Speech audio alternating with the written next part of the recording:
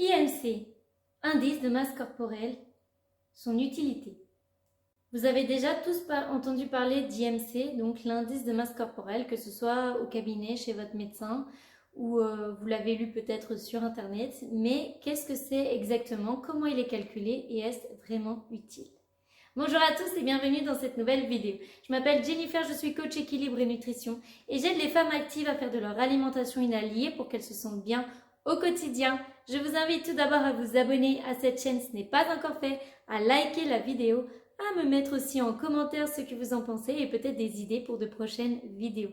Je t'invite à télécharger ton petit e-book gratuit de 10 recettes de petit déjeuner rapides, faciles à faire surtout, et à remplir ton bilan personnalisé, anonyme, gratuit, où je te rappellerai derrière pour déterminer ensemble tes objectifs et comment faire pour les atteindre. Aujourd'hui, nous allons parler d'IMC.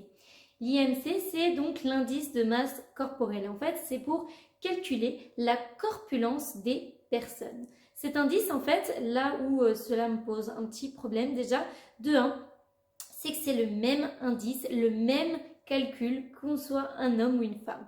Or, les hommes, les femmes ne sont pas constitués exactement de la même façon. La répartition n'est pas la même pour les hommes et les femmes en termes de musculation ou en termes de masse grasse. Également, on n'est pas égaux sur ce plan-là. Donc déjà que cet indice-là soit le même calcul tout pareil pour les hommes et les femmes, c'est pas très parlant. L'OMS a donc désigné cet indice comme l'indice de référence pour calculer la corpulence des personnes. Ce qui se fait ainsi, c'est le poids auquel on divise la taille au carré. Et donc, comme je vous le disais, que ce soit pour les hommes ou pour les femmes, c'est le même calcul. Pourquoi c'est compliqué aujourd'hui de se fier vraiment à ce chiffre? Vous avez tous une taille et qui normalement ne devrait pas varier tout le long de votre vie. Vous allez toujours faire la même taille. En revanche, votre poids, lui, va forcément fluctuer. Déjà de 1, parce que dans toute la période de votre enfance, de votre adolescence jusqu'à début de l'âge adulte, vous allez grandir. Vous allez forcément grandir et prendre de la masse grasse, de la masse musculaire et tout ça. Donc là, votre poids déjà fluctue. Et ensuite, en plus, beaucoup plus pour une femme, parce que du coup, on est quand même régi par tout ce qui est hormonal. Donc, votre poids va fluctuer, même si ce n'est même pas toutes les périodes de votre vie, il peut fluctuer tous les mois, en fait. Donc, par conséquent, étant donné que votre poids fluctue, mais que votre taille ne bouge pas, ça veut dire que votre indice de masse corporelle va à chaque fois, en fait, fluctuer aussi. Donc, il y a des marges, puisque l'indice de masse corporelle, il y a des tranches, en fait, de poids à être en fonction de votre taille. L'IMC ne prend pas en compte l'âge, le sexe, comme je vous l'ai dit, et ça, c'est très important. Parce qu'en fonction de notre âge, forcément que notre poids peut et va fluctuer et on aura des besoins différents. De même que pour donc, les hommes et les femmes, comme je vous expliquais tout à l'heure, naturellement, les femmes ont plus de masse grasse que les hommes. Pourquoi? C'est grâce à tout ce qui est justement, à tous les organes génitaux en fait. Pour procréer, une femme a besoin d'un minimum de masse grasse. C'est pour ça que cela arrive aussi fréquemment que des femmes qui sont en anorexie ou qui sont dans un état de maigreur extrême ne peuvent pas avoir d'enfants parce qu'elles n'ont plus déjà de menstruation. Parce qu'au-dessous d'un certain poids, et ça va dépendre des femmes, le cycle hormonal va se couper automatiquement parce qu'il est justement en mode survie. Donc comme je vous l'ai déjà expliqué dans une ancienne vidéo, le corps est régi par votre mode de survie. Donc il va mettre de côté tout ce qui n'est pas important. Et pour lui, procréer, en gros, ce n'est pas la chose primordiale à faire quand vous êtes en état de maigreur ou quand vous êtes très très faible en poids, vous êtes extrêmement fatigué, votre diagnostic vital peut être parfois engagé. Donc pour lui, votre corps, il estime que du coup avoir des enfants, ce n'est pas vital. Et en vrai, c'est tout à fait vrai, puisque du coup, il faut se concentrer justement sur remettre un petit peu de gras dans le corps pour justement avoir de la force et pouvoir reprendre un cycle normal plus tard. Donc déjà, nous ne sommes pas égaux par rapport aux hommes et les femmes, donc avoir un indice de masse corporelle avec le même calcul pour un homme et pour une femme, c'est totalement en fait contre-productif.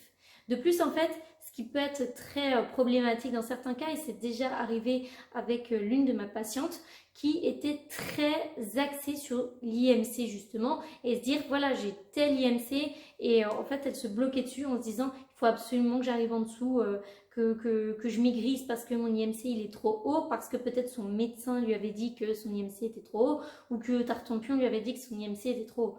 Et ça, au final, on s'en fiche totalement. Ce qui compte déjà, c'est est-ce que la personne se sent bien comme ça, parce que vous n'êtes pas l'autre.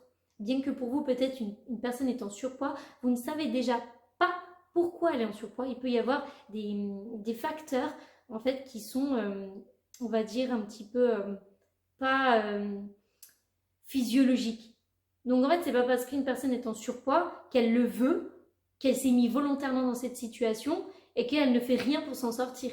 Clairement, pas du tout. Enfin, je veux dire, c'est complètement ridicule de penser ça et de faire croire à cette personne que de l'enfoncer en lui disant t'es grosse parce qu'en fait tu manges n'importe quoi, tu fais pas attention.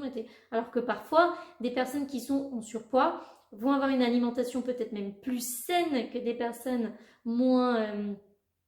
avec moins de masse grasse. Mais en fait, il y a d'autres facteurs physiologiques qui ne sont pas pris en compte. Et ben, c'est pareil avec l'IMC. On ne prend pas en compte l'histoire de vie de la personne, on ne prend pas en compte tous ces besoins-là qui sont différents d'une personne à l'autre. L'IMC ne tient pas compte non plus de la densité osseuse et de la densité musculaire. C'est-à-dire que nous avons tous un capital génétique différent par rapport à ça. Il y a des personnes avec une densité osseuse plus faible que certaines autres personnes qui vont avoir une densité osseuse un peu plus forte. Donc forcément, les os, ça pèse lourd quand même dans la balance.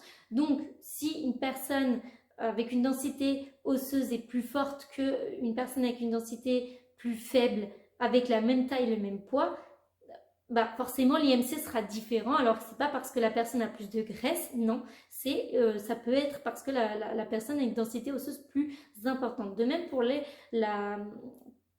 muscles dans le fond. En fait, la graisse prend plus de place que le muscle. Le muscle à côté prend moins de place au même poids. Donc en fait, ce qui peut paraître que la personne est en surpoids, c'est que comme elle a peut-être de la graisse versus quelqu'un qui a du muscle, la personne qui est musclée sera plus visuellement en tout cas plus fine qu'une personne qui a de la graisse mais qui font le même poids. Donc là c'est pareil, ça n'a pas de sens puisque la personne qui a des muscles, bah c'est du muscle, c'est pas de la masse grasse en fait, mais elle va peut-être peser plus lourd parce qu'elle a plus de masse musculaire et donc elle a aussi de la masse grasse, ce qui est normal, on a tous de la masse grasse de toute façon. Et donc elle va peut-être certainement peser plus lourd puisqu'elle a plus de muscles aussi. Et donc en fait avec un IMC plus fort qu'une personne qui a peut-être quasiment pas de masse musculaire, quoi. En tout cas qu'il ne l'a pas développée. En d'autres termes, il est inutile de vous fier à votre indice de masse corporelle pour savoir exactement si vous êtes en surpoids ou pas. Parce que clairement, ce n'est pas un bon indicateur par rapport à tout ce que je viens de vous énoncer. J'espère vraiment que cette vidéo vous aura éclairé sur l'IMC et du coup peut-être vous tracasser un petit peu moins là-dessus et essayer de vous détacher de tous ces indices, et que ce soit l'indice de masse corporelle ou même le poids sur la balance, où j'en avais déjà fait une vidéo, je vous la remets juste ici. Je vous souhaite une très belle journée à vous et à très vite dans une prochaine vidéo.